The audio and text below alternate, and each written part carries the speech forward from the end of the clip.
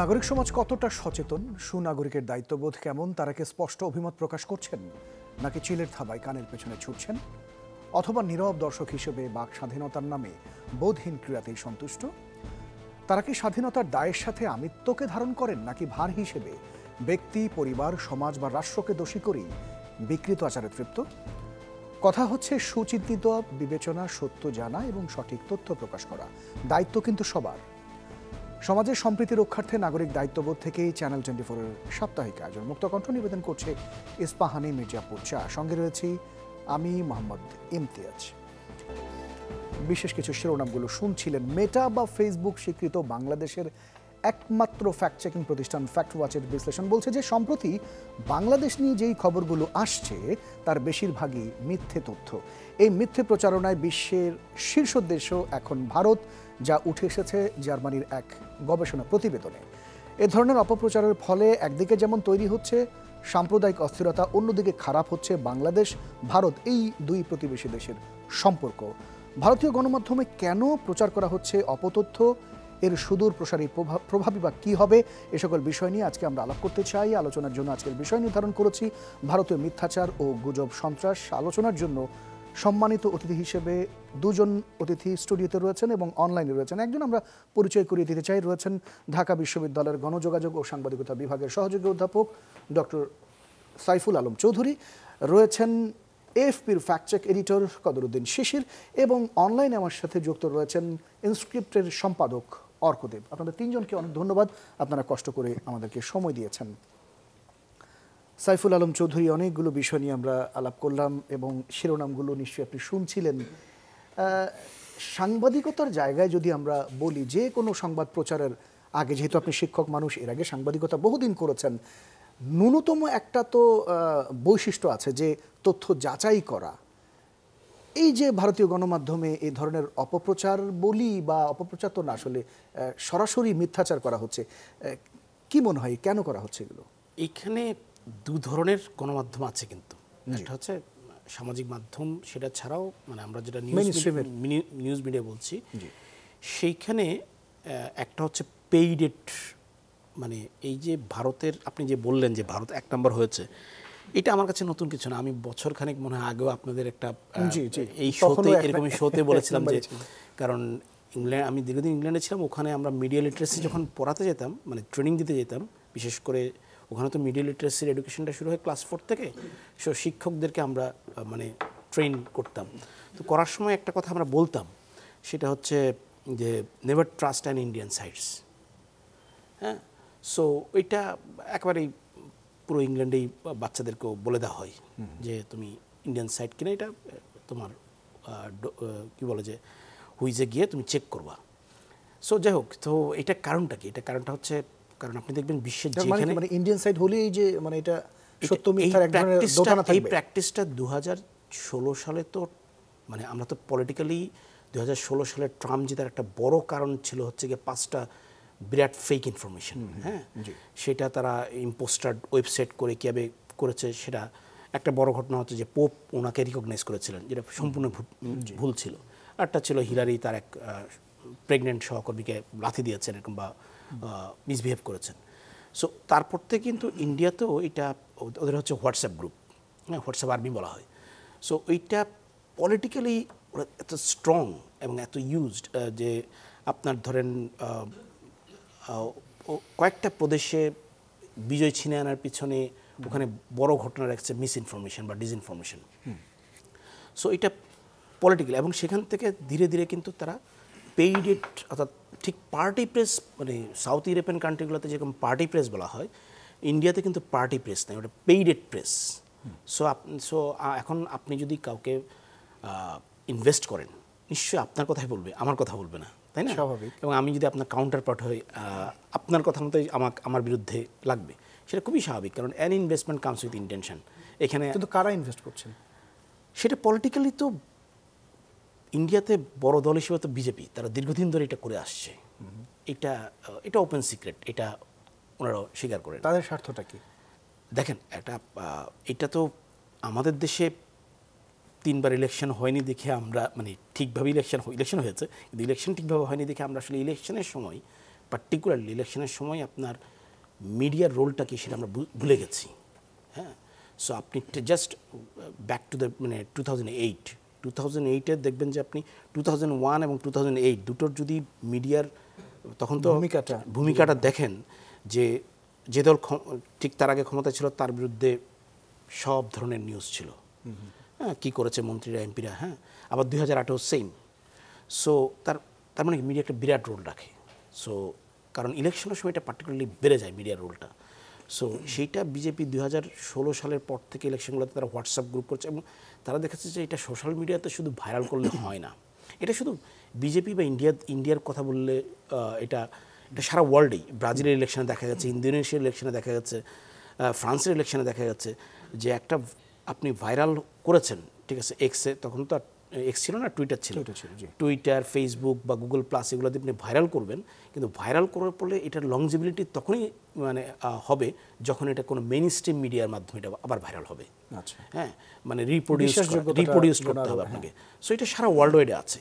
আমাদের দেশে free and fair election হলে আমরা বুঝবো যে মানে এটা কত রকমের ভয়ঙ্কর হতে পারে।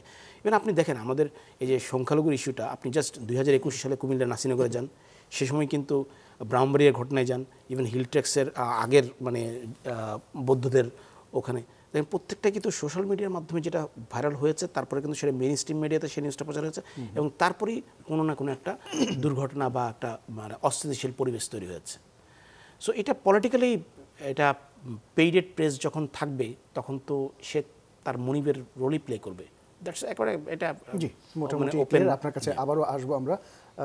কদরুদ্দিন শিশির, আপনার কাছে একটু আসতে চাই। এক ধরনের হিন্দু কি বলে নির্যাতনের নেগেটিভ আসলে প্রচার করা হচ্ছে এবং আপনি ফ্যাক্ট চেকার হিসেবে বহুদিন ধরে কাজ করছেন এবং এখন এএফপির এডিটর হিসেবে রয়েছেন আসলে, তো আপনার কাছে আর কি কি ধরনের এরকম পেয়েছেন আপনি?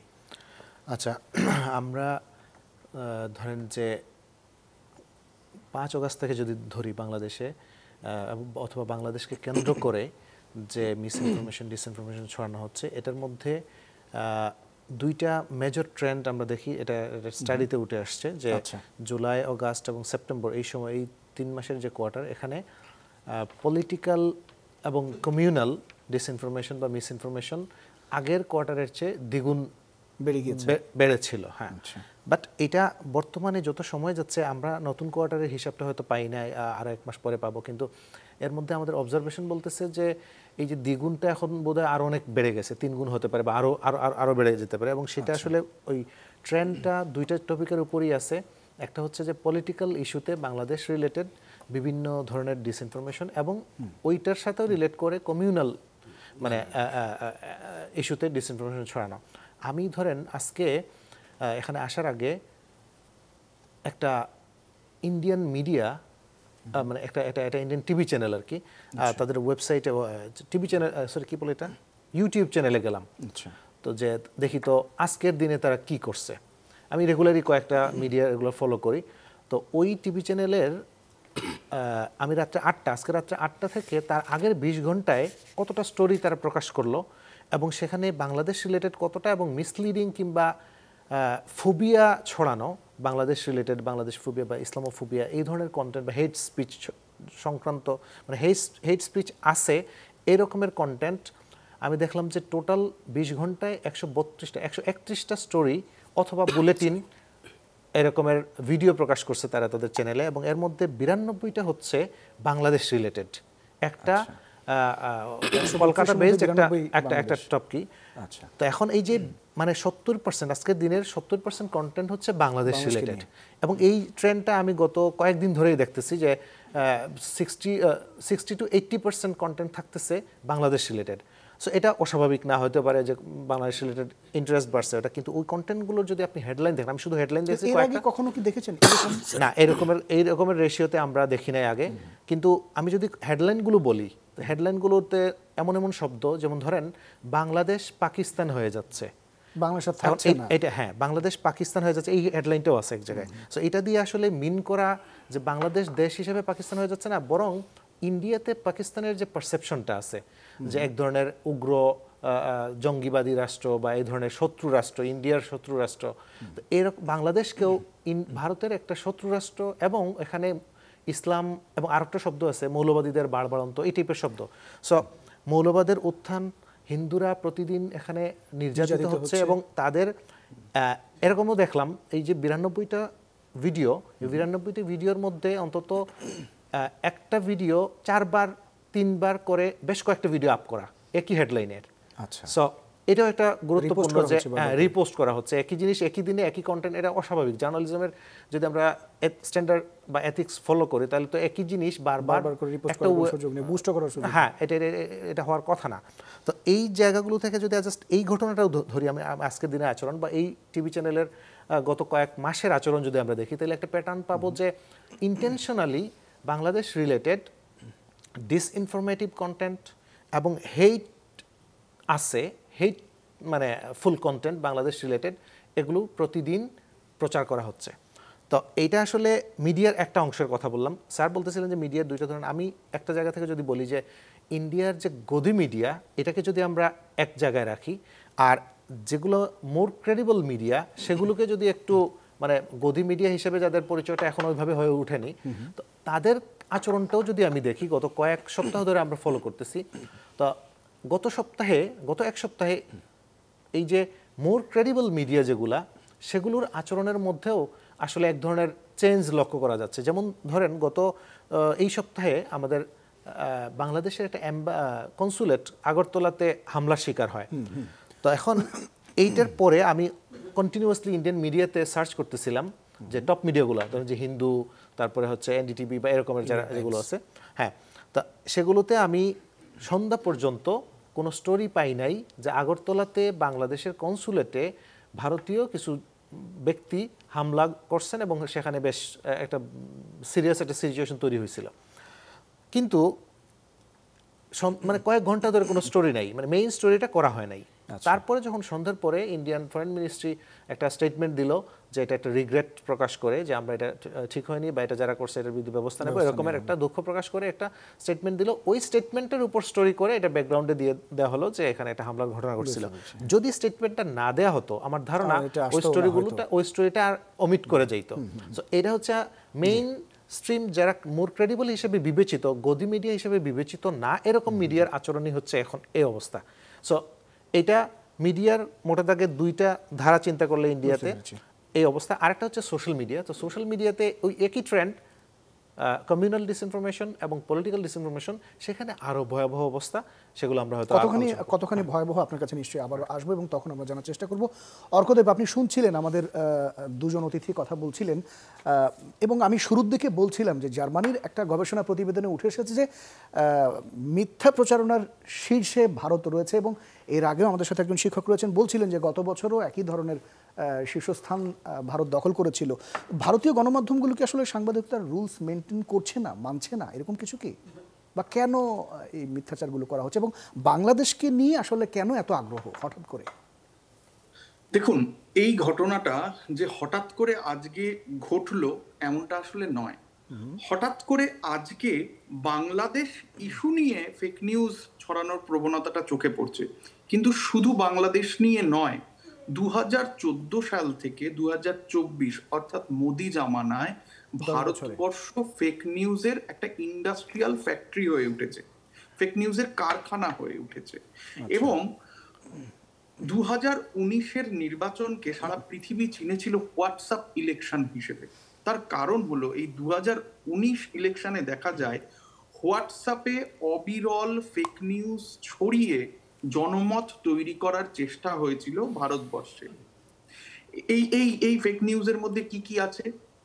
যেমন রাহুল গান্ধীর সঙ্গে সোনিয়া গান্ধীর সম্পর্ক ছেদ আছে, তেমন অখিলেশ যাদব মুলায়ম সিং যাদবকে চড় মেরেছেন এমন আছে। অর্থাৎ যখন যেমন ইচ্ছে যে মতামতটা আমি প্রচার করতে চাই, সেই ফেব্রিকেটেড মতামতটা এআই ব্যবহার করে, হোয়াটসঅ্যাপকে ব্যবহার করে, ফেক অডিও ব্যবহার করে ভারতের যে 500 মিলিয়ন হোয়াটসঅ্যাপ ইউজার আছে তার একটা বড় অংশের কাছে পৌঁছে দেওয়াটা বিজেপির আইটি সেলের একটা এজেন্ডা। আমি মনে করিয়ে দেবো, বহু আগে উত্তরপ্রদেশ, এই শেষ উত্তরপ্রদেশ বিধানসভা নির্বাচনটা যে হলো, তার আগের উত্তরপ্রদেশ বিধানসভা নির্বাচনে অমিত শাহ একটি জনসভা থেকে বলেছিলেন, সামনে দাঁড়িয়ে থাকা যারা দর্শক শ্রোতা তাদের বলেছিলেন, আপনারা ভুলে যাবেন না আমাদের কাছে 2 কোটি একটা হোয়াটসঅ্যাপ গ্রুপে 2 কোটি, সোশ্যাল মিডিয়া 2 কোটি সদস্য আছে। এই সদস্যদের আমরা যেমন চাই তেমন বার্তা দিতে পারি। এই যে খবর থেকে যেমন চাই তেমন বার্তা দেওয়ার প্রবণতায় আমরা চলে গেলাম, এখান থেকেই শুরু ফেক নিউজ ছড়ানো। কিন্তু যেমন বিজেপি চাই, জি বলবেন এই যেমন চাই তেমন বার্তা কেন দিতে হবে? তার কারণ আপনারা যদি দেখেন, ভারতবর্ষের প্রাতিষ্ঠানিক মিডিয়াগুলি এখন সম্পূর্ণভাবে চলে গেছে ব্যবসায়ীদের হাতে। যে ব্যবসা, এদেরকে ক্রনিক ক্যাপিটালিস্ট বলবো আমরা, বাংলায় বললে ভাই বেরাদারি পুঁজিবাদ। এই ক্রনিক ক্যাপিটালিস্টরা, তারা নরেন্দ্র মোদী এবং তার দলের প্রচার সহায়ক হিসেবে কাজ করে। সম্প্রতি ক্যারাভান বলে একটি অত্যন্ত স্বাধীন সংবাদ মাধ্যমে নেটওয়ার্ক 18 গ্রুপে চাকরি করা একজন সাংবাদিক তার অভিজ্ঞতা লিখেছেন। সেই অভিজ্ঞতাটা যদি আপনাদের দর্শকরা পড়েন, ক্যারাভানে গেলেই পাবেন, টুইটারেও ক্যারাভান সার্চ করলে পাবেন, দেখবেন সেখানে ওই সাংবাদিক লিখছেন যে আসলে আমাদের বলা হয় আমরা যে সংস্থায় চাকরি করছি তার গুণগান গাইতে এবং নরেন্দ্র মোদীর গুণগান গাইতে, এছাড়া আমাদের আর কোনো কাজ নেই। অর্থাৎ মিডিয়া, যা গণতন্ত্রের চতুর্থ স্তম্ভ বলে পরিগণিত হওয়ার কথা ছিল, তা আসলে পিআর এজেন্সিতে পরিণত হয়েছে, জনসংযোগ। না অর্কদেব, এটা বুঝতে পারলাম যে নরেন্দ্র মোদীকে খুশি করতে ভারতীয় গণমাধ্যমগুলো কাজ করছে, কিন্তু বাংলাদেশকে নিয়ে কেন এবং কাকে আসলে খুশি করতে এই মিথ্যাচার করা হচ্ছে? বেশ, দেখুন, ছোট্ট করে যদি বলেন, আমরা বিরতিতে যাব। ভারতবর্ষের বাংলাদেশ বোঝাপড়া একটা হাসিনা ফ্যান্টাসিতে আটকে রয়েছে। আমাদের পুরো ভারতীয় উপমহাদেশের সিংহভাগ মানুষ আসলে হাসিনা ফ্যান্টাসি নামক একটি সাইকোলজিক্যাল অসুখে ভুগছেন। তারা হাসিনার বাইরে বেরোতে পারেন না, এবং যেহেতু মানে নরেন্দ্র মোদীর প্রিয় সরকার, যে যে যে যে হাসিনা সরকার গোটা বাংলাদেশের জনগণের ওপর আদানি আম্বানির মতো সংস্থাকে চাপিয়ে দিয়েছিল 25 বছরের জন্য, সেই প্রিয় সরকার যেহেতু ক্ষমতায় নেই এখন বাংলাদেশে, তাই একদিকে নিরন্তর অপপ্রচার উৎসাহ বিজেপি সরকারকে খুশি করতে, এটা একটা দিক। দুই, হোয়াটসঅ্যাপ ফেসবুক এই জায়গায় ঘৃণা সর্বাধিক বেশি বিক্রি হওয়া পণ্য, তাই ঘৃণা বিক্রির একটা চেষ্টা। এবং তৃতীয়ত আপনাকে মনে রাখতে হবে 2026 সালে বাংলায় ভোট আছে। বিজেপি বেশ কিছু জায়গা যেমন উড়িষ্যা, বিহার দখল করে ফেললেও এখন বাংলা দখল করতে এখনো পারেনি। কাজে ঠিক আছে, আপনার উত্তরটি পেয়েছি। চেষ্টা করা হচ্ছে যে যাতে বাংলা দখল করা যায় হিন্দুত্বের নামে ভোট কনসলিডেট করে। অর্কদেব, আমরা উত্তরটা পেয়েছি। আপনার কাছে আমরা আবারও আসবো, ছোট্ট একটা বিরতি নিয়ে আসতে চাই। দর্শক, ছোট্ট একটা বিরতি নিচ্ছি আমরা। অতিথিরা রয়েছেন, নিশ্চয়ই আপনারা সাথে থাকবেন। পেয়েছি একটু পর। বিরতির পর আরও একবার স্বাগত ইস্পাহানি মির্জাপুর চা নিবেদিত মুক্ত কণ্ঠে। সাথে রয়েছে মোহাম্মদ ইমতিয়াজ। অতিথিরা 3 জন রয়েছেন আমার সাথে। আমরা যে বিষয়ে আলাপ করছিলাম, ভারতীয় মিথ্যাচার ও গুজব সন্ত্রাস। বিরতির আগে কথা বলছিলাম কলকাতার একজন সিনিয়র সাংবাদিক অর্কদেব আপনার সাথে। অর্কদেব, আশা করি শুনতে পাচ্ছেন। বিরতির আগে আপনি বেশ কিছু বিষয় নিয়ে কথা বলছিলেন। এখন একটু জানতে চাইব, বাংলাদেশের যে অভ্যন্তরীণ পরিস্থিতি নিয়ে ভারতীয় নাগরিকদের মাঝে আসলে কি ধরনের ধারণা বিরাজ করছে? আপনি তো সাংবাদিকতা করছেন, এবং ভারতীয় নাগরিকরা এই বাংলাদেশের যে এখনকার পরিস্থিতি, এটা কিভাবে দেখছেন? দেখুন, খুব স্পষ্ট করে বললে ভারতীয় বলার থেকেও বলা ভালো, কেননা ভারতবর্ষের অনেকগুলো প্রভিন্সে নানা রকম ইস্যু রয়েছে। আমরা যদি স্পেসিফিক বাংলার কথা বলি, পশ্চিমবঙ্গের কথা বলি, তাহলে পশ্চিমবঙ্গের সিংহভাগ নাগরিক এই মুহূর্তে মনে করছে বাংলাদেশের অবস্থা এই মুহূর্তে প্রবল ভীতিপ্রদ, প্রবল আশঙ্কার, প্রবল উদ্বেগের। এখন প্রশ্ন হলো, এইরকমটা মনে করার কারণটা কি? এইরকমটা মনে করার স্পষ্ট কারণ হলো গদি মিডিয়ায় যে ধরনের, গদি মিডিয়া কথাটাকে বললে খুব ছোট করে বলা হয়, বলা ভালো সব ধরনের প্রাতিষ্ঠানিক মিডিয়ায় এই মুহূর্তে যেভাবে গুজব, অপতথ্য ছড়িয়ে দেওয়া হচ্ছে, ধারণা ছড়িয়ে দেওয়া হচ্ছে, ওপিনিয়নকে খবর বলে চালানো হচ্ছে। আমি 2-1টা উদাহরণ যদি আপনাদের সামনে দিই, তাহলে আপনাদের সামনে ছবিটা স্পষ্ট হবে এই অপতথ্যের। ধরুন, আজকে সকালবেলা আমাদের রাজ্যের সব থেকে পরিচিত মিডিয়া এবিপি আনন্দে একটি ফটো শেয়ার হয়েছে, সেই ফটোতে দেখানো হচ্ছে যে হিন্দু নারীরা বাড়ি থেকে শাখা পলা এই চিহ্নগুলি হাতে থাকলে বা সিঁদুর থাকলে তারা বাড়ি থেকে বেরোতে পারছেন না। এটা কিন্তু খবর নয়, এটা একটা কোট। এই কোটটা দিয়ে মানুষকে বোঝানো হচ্ছে যে এটা একটা খবর। এবার গ্রামে গঞ্জে যাদের সোশ্যাল মিডিয়া লিটারেসি বা ভার্চুয়াল লিটারেসি নেই, যারা জানে না এটাকে কিভাবে ডিবাঙ্ক করতে হয়, এটাকে কি করে ডিক করতে হয়, তারা বিশ্বাস করছে এটাই খবর। হ্যাঁ, সাংবাদিকের যে ফ্যাক্ট চেক বা গেট কিপিং এর যে দায়িত্ব ছিল, সেই দায়িত্বটা সম্পূর্ণ ধুয়ে মুছে সাফ হয়ে গেছে এই কয়েকদিনে। এবং দেখা যাচ্ছে যে টানা ওপিনিয়ন, বিবৃতি, মতামত এগুলিকে খবর বলে চালানো হচ্ছে। যেমন যেমন খবর হয়েছে যে লোকে ভেবেছে খবর যে কোনো দিন ভারতবর্ষ চট্টগ্রামটা দখল করে নিতে পারে, এটা প্রাতিষ্ঠানিক মিডিয়া ভাইরাল করে দিয়েছে। কিন্তু মিডিয়ার আসলে দায়িত্ব ছিল এইটা প্রশ্ন করা, এইটা বলা যে আদৌ একটা সার্বভৌম অখণ্ড দেশের ভেতরে এভাবে ইনক্লুড করা যায় নাকি। সে দায়িত্ব আমরা পালন করিনি। আমি এখান থেকে আরেকটা কথায় আপনাদেরকে একটু ঢুকতে চাই। ধরে নিচ্ছি ভারতীয় মিডিয়া সংখ্যালঘু ফ্রেন্ডলি, সংখ্যালঘুদের ব্যাপারে খুবই উদ্বিগ্ন, আমি এটা তর্কের খাতিরে ধরে নিচ্ছি।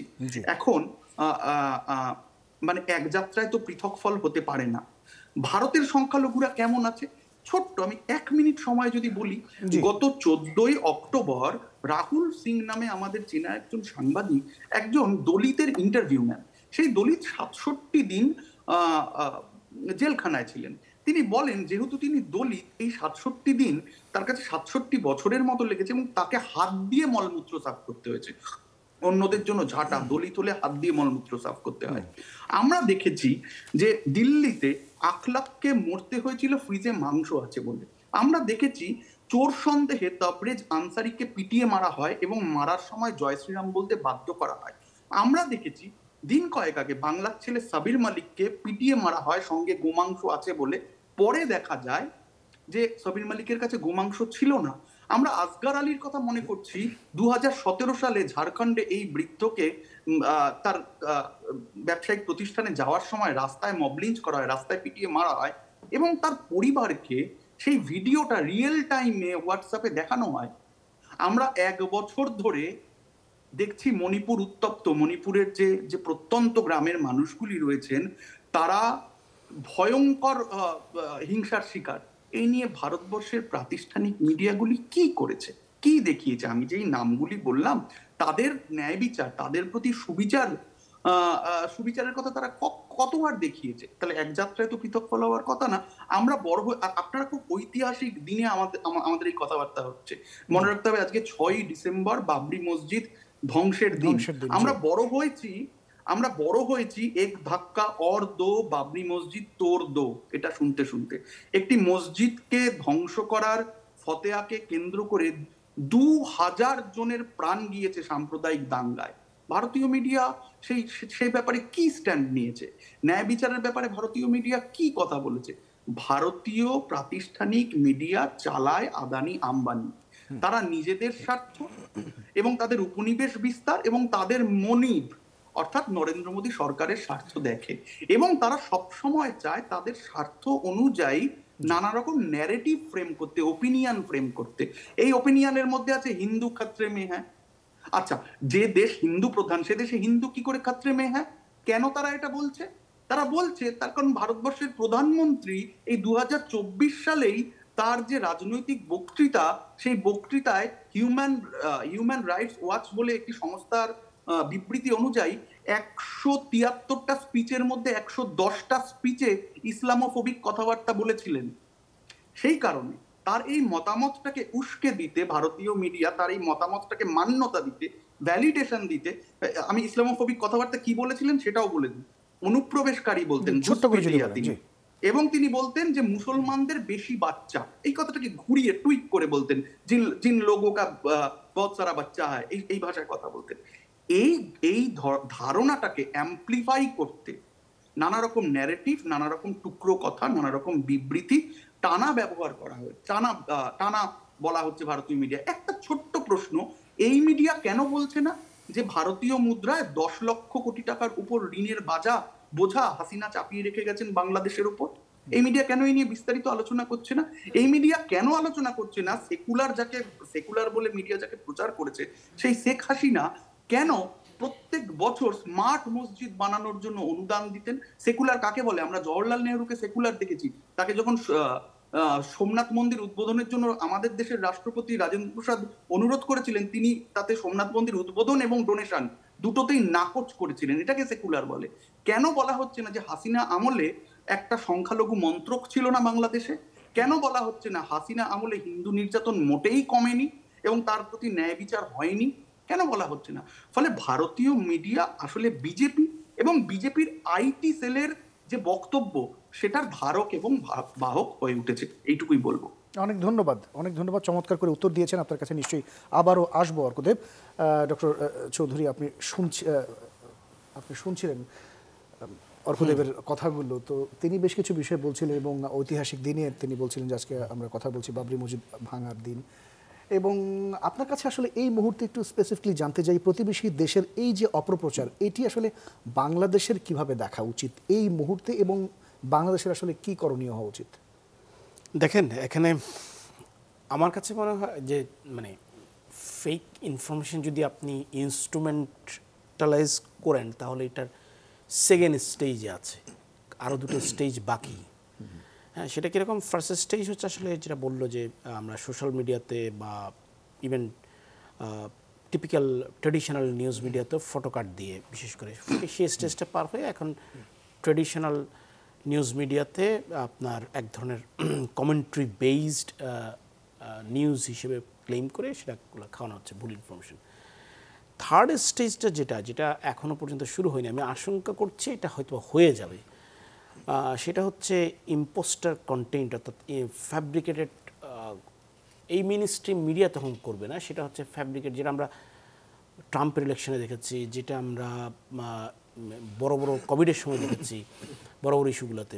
সেটা হচ্ছে আপনার এমন ধরেন সিএনএনের মতো এমন একটা ওয়েবসাইট তৈরি করা হবে যেটা সিএনএনের মতোই মনে হবে, অর্থাৎ এবং সেটাকে তার আগে সেটাকে এসইওটা বা এটার অ্যালগোরিদম অনেক হাই হয়ে যাবে, এসইওটা অনেক হাই হয়ে যাবে। হাই হয়ে যাওয়ার পরে আপনি যখন প্রথম আলো খুঁজবেন তখন প্রথম আলো আসবে, সেটা আপনার কাছে মনে হবে এটা প্রথম আলো, কিন্তু এটা আসলে প্রথমা আলো বা প্রথমা কিছু একটা আলো থাকবে। হ্যাঁ, মানে একটা ফেক ওয়েবসাইট, কিন্তু আপনি আসলে মানুষের তো মিডিয়া লিটারেসি এতটা স্ট্রং হওয়ার কথা না, এগুলো তো অনেক ইনডেপথের বিষয়।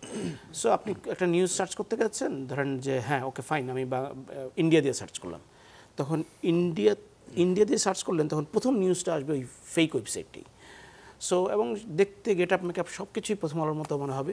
সো এটা মানে আমরা আমি শেষে যারা আমরা কাজ করি এইগুলোতে, এটা আমাদের এগুলো একটা স্টেপ বাই স্টেপ আছে এই ধরনের ফেক আপনি ইনস্ট্রুমেন্টালাইজেশনের ক্ষেত্রে মানে পর্যায়ক্রমে আসে আর কি। সো এটা থার্ড স্টেজ হচ্ছে এটা। আর ফোর্থ স্টেজ আরও ভয়ঙ্কর। ফোর্থ স্টেজে এখনও পর্যন্ত আমার মনে হয় না যে এত আর্লিতে এটা ইউজ করবে, কিন্তু থার্ড স্টেজে গেলে সেক্ষেত্রে বাংলাদেশের আমার কাছে যেটা মনে হয় যেটা হচ্ছে, একটা তো আমরা দীর্ঘদিন ধরে বলে আসছি যে বাংলাদেশের মিডিয়া লিটারেসি মানুষের বাড়ানো উচিত, এটা কোনো সরকারই শুনেনি। হ্যাঁ, বা এই সরকার তো 3-4 মাস হলো আসছে, শুনবে কি নানান ইস্যুতেই। সো এটা একটা হচ্ছে আমাদের দেখেন, আপনি ফেক ইনফরমেশনকে ঠেকাতে গেলে আপনার ট্রু এবং ফ্যাক্ট চেক বা ভেরিফাইড ইনফরমেশন দিয়ে লড়তে হবে, এটার আর কোনো দাওয়াই নেই। আপনার রোগ হলে টু দ্য পয়েন্টে যে ওষুধটা খাবেন এটার জন্য সেটা ওষুধ হচ্ছে এটা।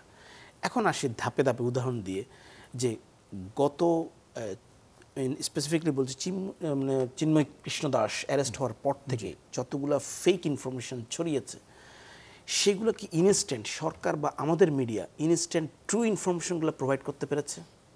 প্রোভাইড করেছে? সময় পারেনি, জি।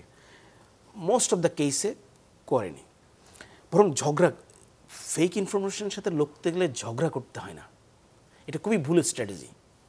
হ্যাঁ, ঝগড়া আপনি চেষ্টা করবেন কিভাবে আপনার রিয়েল ইনফরমেশনটা দ্রুত গতিতে এসইওটা বাড়ে, এটা হবে চেষ্টা। এটা ঝগড়ার সময় তখন না, কারণ আপনার বিরুদ্ধে যদি আপনি ধরেই নেন, যদি আপনার কাছে প্রমাণিত হয় যে কেউ একজন ফেক ইনফরমেশনের মাধ্যমে, ইনফরমেশন ডিসঅর্ডারের মাধ্যমে আপনার কাছে যুদ্ধ ঘোষণা করেছে, কারণ এই যে থার্ড ওয়ার্ল্ড ওয়ারের কথা বলা হচ্ছে, থার্ড ওয়ার্ল্ড ওয়ারের একটা বড় পার্ট হচ্ছে সাইবার, মানে সাইবারের দুটো পার্ট, একটা হচ্ছে আপনার অ্যাটাক করা, আর একটা হচ্ছে সরাসরি ফেক ইনফরমেশনের ময়দানে, মাধ্যমে একটা আপনাকে তথ্যের মাধ্যমে। ঘায়েল করা। সো যে কোনো ওয়ার এখন অনলাইনেই হবে। সো আপনি যদি এটা মনেই হয় তাহলে অনলাইনে যুদ্ধ ঠেকানোর অর্থ হচ্ছে আপনি ট্রাম্প কার্ড দেবেন, মানে পাল্টা কার্ড দেবেন, সেটা হচ্ছে আপনার রিয়েল ইনফরমেশনটা। কিন্তু আমার মনে হয় যে সরকারের, আমি ঠিক বিস্তারিত জানি না, কিন্তু সরকারের যে উইংগুলো আছে সংশ্লিষ্ট, কিন্তু দেখেন এত তো বলছে যে 49টা মিডিয়া, ইন্ডিয়ান মিডিয়া 10টা বা কয়টা কন্টেন্টে, 5টা কন্টেন্টে এরকম হিউজ পরিমাণ মিস ইনফরমেশন, ডিসইনফরমেশন ছড়িয়েছে। আমাদের তথ্য মন্ত্রণালয়তে কিছু আসছে না সে এখনো পর্যন্ত? না আমরা So, এটা পলিটিক্যাল বক্তব্য দেওয়ার সময় নয়, ইন্ডিয়া হ্যান করেছে, ত্যান করেছে, এগুলো this is not the real মানে মানে স্টেপ।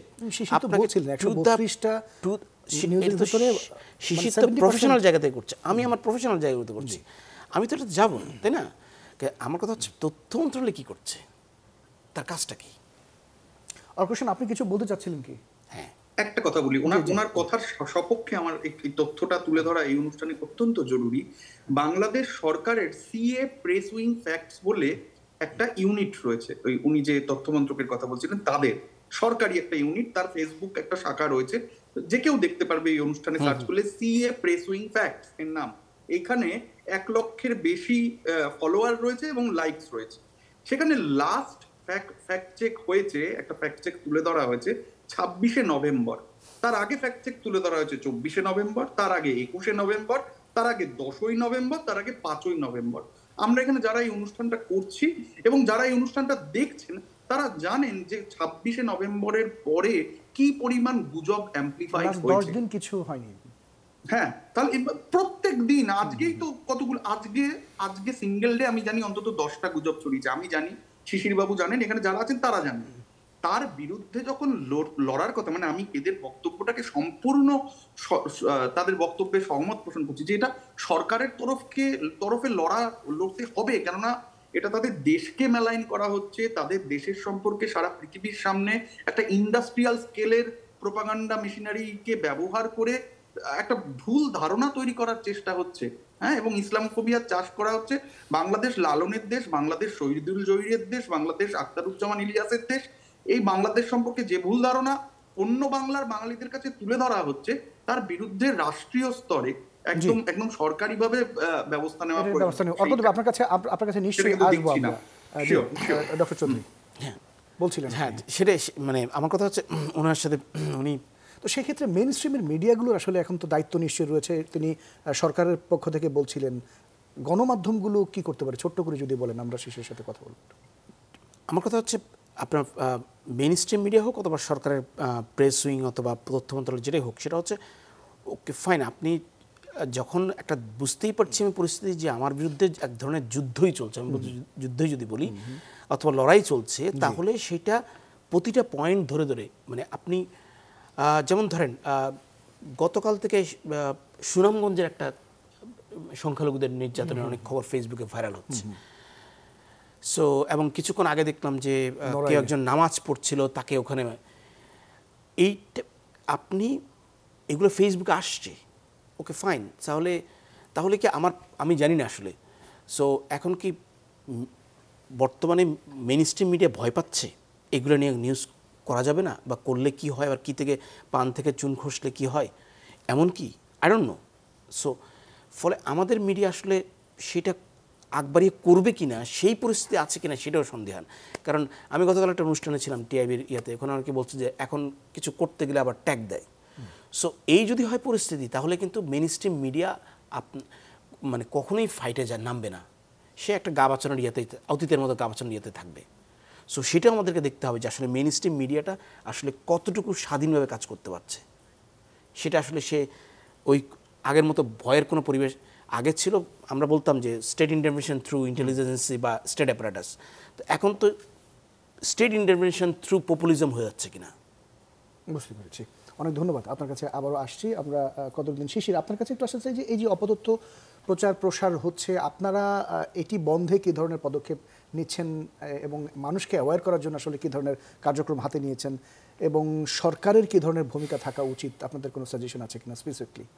ওকে, সো আমি যেটা বলতে চাই প্রথমত হচ্ছে যে আমাদের বর্তমান সিচুয়েশনে ইন্ডিয়ার রাষ্ট্রের বিভিন্ন অর্গান, ইন্ডিয়ান একটা বিশাল মিডিয়া নেটওয়ার্ক, এখানে শত শত মিডিয়া এবং হাজার হাজার কিংবা তারও বেশি সোশ্যাল মিডিয়া অ্যাকাউন্ট এবং ব্যক্তি বা পেজ দ্বারা পরিচালিত বিভিন্ন ধরনের গ্রুপস, এই এত বিশাল একটা নেটওয়ার্কের এগেনস্টে আমরা বাংলাদেশে বসে বা ইন্ডিয়াতে এরকম আছে ধরেন যে কয়েকশো ফ্যাক্ট চেকার, আমাদের এখানে আমরা আছি 10-12 জন ফ্যাক্ট চেকার। সো এই যে পুরো হাজার হাজার মানুষ এমপ্লয় করে এবং এখানে হান্ড্রেডস অফ মিলিয়ন ডলার মানে ইনভেস্ট করা একটা ইন্ডাস্ট্রির বিরুদ্ধে এখানে বসে আমরা যদি ডিপেন্ড করি যে কয়েকজন ফ্যাক্ট চেকার বা 2-3টে ফ্যাক্ট চেকিং অর্গানাইজেশন যারা 2-3 জনের টিম চালায় ওনারা এটা ফাইট করবেন, এটা একটা জাস্ট হাস্যকর হবে এই এই ডিমান্ডটা। এখন প্রয়োজন যেটা যে হ্যাঁ আমরা ফ্যাক্ট চেকিংয়ের জায়গা থেকে যেটুকু পারতেছি আমরা রাতে ঠিকমতো ঘুমাই না, এরকম যে আসলে ঘুমাইতে পারি না গত কিছুদিন ধরে, যে কখন কে ফোন দেয় এবং হচ্ছে একটা কাজ শুরু করলে ফ্যাক্ট চেকিংয়ের কাজটা কিন্তু অনেক টাইম কনজিউমিং, যে একটা জিনিস আমার হয়তো কিছু কিছু জিনিস কুইক করা যায় কিন্তু অনেক জিনিস হচ্ছে অনেক সময় নিয়ে করতে হয়, কারণ এটা আপনি একটা মিডিয়ার বয়ানকে কাউন্টার করতেছি। এটা কি এক ধরনের গুজব যুদ্ধে পরিণত হচ্ছে কি? এক্স্যাক্টলি, এবং মাঠের যুদ্ধ যেটাকে বলা হচ্ছে, হ্যাঁ, যে এটা আসলে অন্যান্য জায়গায় অন্যান্য দেশে অন্যান্য ফরম্যাটে হয়েছে, আমাদের এখন বাংলাদেশে এবং ইন্ডিয়ার মধ্যকার, এটা আসলে আমি বলবো না যে বাংলাদেশ এবং ইন্ডিয়ার সাধারণ মানুষের মধ্যে, এটা না, বরং ইন্ডিয়ার এস্টাবলিশমেন্টের তৈরি করা মেকানিজমের একটা ডিসইনফরমেশন মেকানিজমের এগেইনস্টে আমাদেরকে লড়তে হচ্ছে। এটা শুধুমাত্র ফ্যাক্ট চেকারদের কাজ না বা করা সম্ভব না, এটাতে রাষ্ট্রের হস্তক্ষেপ প্রয়োজন, বাংলাদেশ রাষ্ট্রের। সেইখানে আমার কাছে মনে হচ্ছে যে একটা ধরনের দুর্বলতা আছে এইভাবে যে এই যে দাদা যেটা দেখালেন যে সর্বশেষ আমরা 10 দিন আগে পাচ্ছি ফ্যাক্ট চেকিংয়ের একটা পোস্ট। কারণ কি? কারণ ওখানে এনাফ জনবল নেই। কিন্তু এনাফ জনবল নেই কিংবা নেয়ার সুযোগ নেই, আমার বাজেট নেই, এটা বলে আপনি যদি মানে এই মুহূর্তে বসে থাকেন তাহলে এটা তো আসলে একটা ন্যাশনাল সিকিউরিটি থ্রেট তৈরি করবে আপনার জন্য। এটা একটা। 2 নাম্বার, যদি অন্য একটা জায়গাতে মিডিয়ার রোল থেকে বলি, মিডিয়ার আমাদের একটা ডিফারেন্টভাবে চিন্তা করার সময় আসছে যে মেইন স্ট্রিম মিডিয়ার একটা দুর্বলতা আমরা এখন প্রকাশ পাচ্ছে, কিন্তু এটা হচ্ছে যে আমাদের এখানে ইংলিশে ভিজুয়াল কন্টেন্ট প্রডিউস করার কোনো মিডিয়া হাউস নেই। এইটা একটা 18 কোটি মানুষের একটা দেশে আমরা একটা মিডিয়া হাউস নাই, যেটা আমাদের ইন্ডিয়ান অডিয়েন্স যারা হচ্ছে বিভ্রান্ত হচ্ছে ইন্ডিয়ান মিডিয়ার বায়াস মিডিয়ার বা গদি মিডিয়ার নেগেটিভে, সেই ব্যক্তিরা যে আমার একটা চ্যানেল যদি থাকতো যেটা সে এই ভাষাটা সে বুঝে এবং তাকে যদি আমি এনাফ এভিডেন্স দিয়ে রিপোর্ট করতে পারতাম। আপনারা করতেছেন বাংলা অনেক রিপোর্ট, যেমন আপনারা বেশ প্রশংসনীয় কিছু কাজ করছেন গত কয়েকদিনে, যেগুলো ফ্যাক্ট চেকিং স্টোরি প্রকাশ করা। এটা যদি, এটা তো ওয়েস্ট বেঙ্গলের কয়েকজন বুঝবে হয়তো, কিন্তু এটা যদি ইংলিশে হতো তাহলে আরও বেশি এবং আরও বেশি গুরুত্বপূর্ণ অন্যান্য রাজ্যের লোক তো গুরুত্বপূর্ণ ব্যক্তিরা সাংবাদিকদেরকে আমরা এটা দিতে পারতাম যে আপনারা দেখেন। কিন্তু এটা যেমন ভিজুয়ালে তো একদম জিরো আমাদের কোনো কন্টেন্ট যেটা আমরা ইন্ডিয়ান অডিয়েন্সকে অ্যাড্রেস করে দেখাতে পারবো। আমাদের যে ইংলিশ টেক্সট যে মিডিয়াগুলো আছে, অনলাইন মিডিয়া অথবা পত্রিকা, সেগুলোতেও এনাফ কি নাই, মানে এই ধরনের কন্টেন্ট নাই এবং টেক্সটটা আসলে সব জায়গায় রিচ করাটাও প্রবলেমেটিক। এটা হচ্ছে এক ধরনের নির্দিষ্ট হ্যাঁ পাঠক এটা দেখে, এর চেয়ে বেশি মানুষ দেখতে পারে না, মানে এটা গেল একটা। আরেকটা হচ্ছে যে আমাদের মিডিয়ার যারা আমরা আসি অলরেডি, মানে ধরেন যে আমি ইংলিশের একটা দুর্বলতার কথা বললাম যে ইংলিশ কন্টেন্ট আমাদের নাই, কিন্তু 2 নম্বর হচ্ছে যারা আসি, যে কন্টেন্ট নিয়েই আসি, সেখানে ফ্যাক্ট চেকিং ইউনিট যে নাই, এইটার যে একটা ক্রাইসিস এখন আমরা বুঝতে পারতেছি না, আমি জানি না, বাট আমার কাছে মনে হচ্ছে এটা এখন চোখে আঙ্গুল দিয়ে আমরা মানে দেখাই দিচ্ছি এই ক্রাইসিসটা, যে ইন্ডিয়ান মিডিয়া আউটলেট সবগুলোতেই বড় বড় সবগুলো মিডিয়ার একটা ফ্যাক্ট চেকিং টিম থাকে, বাংলাদেশের মিডিয়াতে এটা নাই। সো এই জিনিসটার যে গ্যাপ ঘাটতি আছে, এটাও আমাদের আসলে পূরণ করা উচিত। 1-2টা পত্রিকাতে আছে, একজন চালায়, সো এটা আসলে এনাফ না। ধন্যবাদ। জি, অনেক ধন্যবাদ, একেবারে চমৎকার করে উত্তর দিয়েছেন। আমরা অর্কদেব আপনার কাছে একটু আসতে চাই, এই মুহূর্তে একটু জানতে চাই যে এই ধরনের যে অপপ্রচার, এর ফলে বাংলাদেশ এবং ভারতের যে নাগরিক রয়েছেন তাদের মাঝে কি দূরত্ব তৈরি হচ্ছে কি না, এটা একটু জানতে চাই। পাশাপাশি ভারতের গণমাধ্যমগুলোর ইমেজটা আসলে গোটা বিশ্বব্যাপী কি ছড়াচ্ছে? দেখুন, আপনি যে প্রশ্নটা করলেন ভারতের নাগরিক সমাজের কাছে একটা দূরত্ব তৈরি হচ্ছে কিনা, একটা কথা মনে রাখতে হবে যে দেশভাগের কারণে বাংলার নাগরিকদের, এপার বাংলার পশ্চিমবঙ্গের নাগরিকদের একটা বড়, যারা শরণার্থী, তাদের শরীরে মনে একটা ট্রমা রয়েছে। এখন এই ধরনের ওপিনিয়ন, এই ধরনের দাবি দেওয়া, এই ধরনের প্রোপাগান্ডা ট্রমাকে উস্কে দেয়। এখন ট্রমা যখন উস্কে দেওয়া হয় তখন মনে রাখবেন মানুষ যে কোনো পুরনো বিশ্বাস, যে কোনো অন্ধকার বিশ্বাসকেই আঁকড়ে ধরে রাখে। সে আর আনলার্ন করতে চায় না, সে আর সত্য খুঁজতে চায় না। ফলে যারা রিফিউজি, যারা হিন্দু শরণার্থী, যারা দেশভাগের শিকার হয়ে এপার বাংলায় এসেছিল, খুব সুকৌশলে তাদের একটা বড় অংশের মধ্যে গদি মিডিয়া এবং তথাকথিত প্রাতিষ্ঠানিক মিডিয়া ঘৃণা এবং বিদ্বেষের বিষ ছড়িয়ে দিয়েছে। এই ঘৃণা ও বিদ্বেষের বিষ আমি আমার আগের বক্তব্যেও বলেছি, ছড়ানো শুরু হয়েছে বহুদিন আগে, 2013-14 সাল থেকে ফেক নিউজ ইন্ডাস্ট্রি তৈরি হয়ে গিয়েছে আমাদের এখানে। কিন্তু বাংলাদেশ নিয়ে এই উপমহাদেশে এই স্তরের ঘৃণা আমরা এই প্রথম দেখলাম। ফলে নাগরিক সমাজের মধ্যে উদ্বেগ রয়েছে, ভয় রয়েছে, আশঙ্কা রয়েছে, এবং তার ফলে যেটা হচ্ছে যে যত বেশি উদ্বেগ বাড়ছে তত বেশি ফেক নিউজ ছড়ানোর প্রবণতা বাড়ছে। শিশির ভাই বলছিলেন যে মানে মানুষ আতঙ্কে ওটা করে ফেলছে। হ্যাঁ, এবং শিশির ভাই বলছিলেন যে আমাদের একটা ডিজিটাল ইলিটারেসি আছে, আমরা ডিজিটালি খুব বেশি এডুকেটেড নই, ভার্চুয়াল এডুকেশন আমাদের কম, ভার্চুয়াল লিটারেসি কম হওয়ায়, ডিজিটাল লিটারেসি কম হওয়ায় যে বয়ানটা পাচ্ছি সেটাকে আমরা আঁকড়ে ধরছি, সেটাকে আর নতুন করে চেক করছি না। ফলে উপমহাদেশে সম্পর্ক খারাপ হয়েছে। আমি একটা উদাহরণ দিই, দুদিন আগে আমাদের এখানে সোশ্যাল মিডিয়ায়, হ্যাঁ, দুদিন আগে আমাদের সোশ্যাল মিডিয়ায় ভাইরাল হয় যে বাংলাদেশে কালী মূর্তি ভাঙা হচ্ছে। আমরা তারপর চেক করে এবং তার ভিডিও প্রত্যেকটা সোশ্যাল মিডিয়া গ্রুপে সেই ভিডিও ছড়ানো হতে থাকে। আমরা তারপর ফ্যাক্ট চেক করে দেখি সেটা আসলে পূর্ব বর্ধমানের একটা ভিডিও, এবং সেই ভিডিওতে কালী মূর্তি ভাঙা হচ্ছে এই কারণেই যে মূর্তিটার সাইজ বড়, ঘর থেকে মূর্তিটা গোটা বের করা যাবে না বিসর্জনের জন্য, তাই তারা মূর্তিটা ভাঙছেন, এবং 12 বছরে একবার বিসর্জন হয়, বাকি 11 বছর মূর্তিটা ভাঙা হয়, এটাই নিয়ম। এর বিরুদ্ধে মানুষকে যদি সচেতন করা না যায়, যদি গদি মিডিয়ার স্বার্থ সম্পর্কে মানুষকে সচেতন করা না যায়, বাংলাদেশ রাষ্ট্র হিসেবে এর বিরুদ্ধে যদি প্রচার শুরু না করে, এবং আপনাদের প্রত্যেকটা মিডিয়া ইউনিট যদি ফ্যাক্ট চেকিং ইউনিট তৈরি না করে এবং ভারতের স্বাধীন সাংবাদিকদের সঙ্গে কোলাবোরেট না করে এই বিষয়ে, তাহলে কিন্তু এই সংকট থেকে আসলে সমাধান করাটা খুব কঠিন হয়ে যাবে। অনেক ধন্যবাদ অর্কদেব। আপনাদেরও ধন্যবাদ। ডক্টর চৌধুরী, আপনার কাছে এই মুহূর্তে একটু ছোট্ট করে বলবেন যে দুদেশের স্বার্থেই আলোচনার মাধ্যমে কি এটার সমাধান সম্ভব কিনা, ছোট্ট করে। ডেফিনেটলি আমি অর্কদার সাথে শেষ পয়েন্টটা নিচ্ছি, সেটা হচ্ছে কোলাবোরেশন ম্যাক্রো থেকে মাইক্রো লেভেলে হতে হবে। মানে বাংলাদেশের মিডিয়ার সাথে দেখেন, বাংলাদেশে আমরা যখন টেলিভিশন সাংবাদিক ছিলাম, যখন নতুন টেলিভিশন লঞ্চ হতো, বাংলাদেশ ইন্ডিয়া থেকেই এক্সপার্টরা এসে বাংলাদেশের টেলিভিশন চ্যানেল, এবং দেখেন প্রত্যেক দুদেশের বিভিন্ন পত্রিকায় বিভিন্ন টেলিভিশন চ্যানেলের প্রতিনিধি আছে। তার মানে কি আমাদের আসলে সাংবাদিকদের মধ্যে একটা ভালো সম্পর্ক ছিল, এখনো আছে, স্টিল নাও আছে। সো এইটাকে আবারও রিনিউ করতে হবে। আর ম্যাক্রো লেভেলে দেখেন, অর্থ উপদেষ্টা একটা কথা বলেছেন যে বাণিজ্যের ক্ষেত্রে দুদেশের মধ্যে কোনো রাজনীতি হবে না।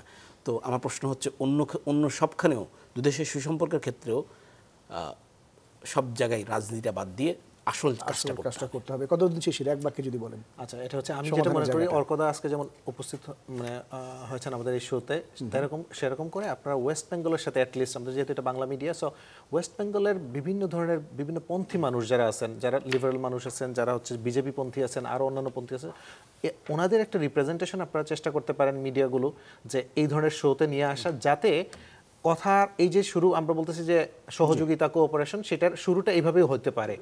আমি মনে করি যে এটা আরো বাড়ানো উচিত। ধন্যবাদ, অনেক ধন্যবাদ ডক্টর সাইফুল আলম চৌধুরী, কদরুদ্দিন শিশির এবং অর্কদেব। আমরাও চাই আমরা যে বিষয়টি নিয়ে আলোচনা করলাম সেই বিষয়টি আলোচনার মাধ্যমে চমৎকার সমাধান হোক। এবং আপনারা জানেন যে আজকে পঞ্চগড়ে একজন বাংলাদেশের প্রাণ গিয়েছে। আমরা চাই না এই ধরনের বিচ্ছিন্ন কোনো ঘটনা ঘটুক।